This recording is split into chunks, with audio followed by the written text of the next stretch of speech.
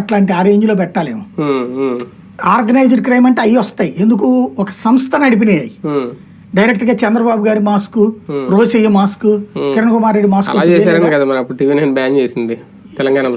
తెలంగాణ ప్రభుత్వం దాని గురించి అని కాదు, తెలంగాణ ప్రభుత్వం బ్యాన్ చేయడంలో ఒక పార్ట్ అంటే ఎవరిగోల వారిది మెయిన్ కాన్సెప్ట్ కదా, అది ఒక డైలాగ్ గురించి అదే తెలంగాణ వాళ్ళని కించపరుస్తూ మాట్లాడడం, అది ఒకే ఒక డైలాగ్ గురించి. కానీ మిగతా టోటల్ గా చేయలేదు కదా. తర్వాత కూడా ప్రోగ్రామ్స్ నడిచినాయిగా. తర్వాత నిదానంగా కొన్నాళ్ళు పోయిన తర్వాతన దాంట్లో వ్యూవర్షిప్ పడిపోయాక ఇప్పటికీ అప్పట్లో 3 బార్ వార్తలు అట్లాంటివే కదా. తర్వాత ఇప్పటికి కూడా కొన్ని కామెడీ వార్తలు వస్తున్నాయి కదా. లేకపోతే ఇంకెందుకు అసలు ప్రజాస్వామ్యం అనేది? విమర్శించకూడదు అనడం కూడా కరెక్ట్ కాదు కదా. విమర్శ లేనప్పుడు ప్రజాస్వామ్యం కాదు, మనం చైనా రష్యా నియంతృత్వ ధోరణిలోకి వెళ్ళిపోయినట్టు.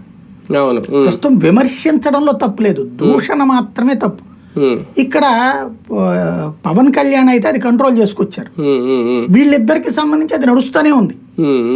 ఇప్పుడు వీళ్ళు భయంతో ఆగారు వైసీపీ వాళ్ళు. తెలుగుదేశం వాళ్ళు 100కి 70 తగ్గారు వాళ్ళు కూడా ఇప్పుడు. ఎందుకు? ఇటు కౌంటర్ లేదు కాబట్టి అయి ఉండొచ్చు.